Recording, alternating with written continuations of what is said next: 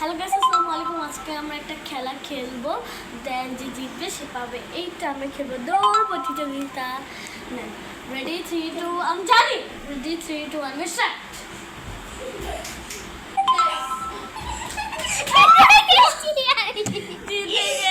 আমি খুব sad guys. আজকে আমাদের দৌড় প্রতিযোগিতায় উইনার হলো ঈশা। সেটা দিব তোমাকে। আমি এত কষ্ট করে কিনে এনেছি। দাঁড়াও গাইস, এত কষ্ট করে যদি কিনে আমি আরেকদিন দিয়ে তাহলে খুব কষ্ট লাগে। তারপরে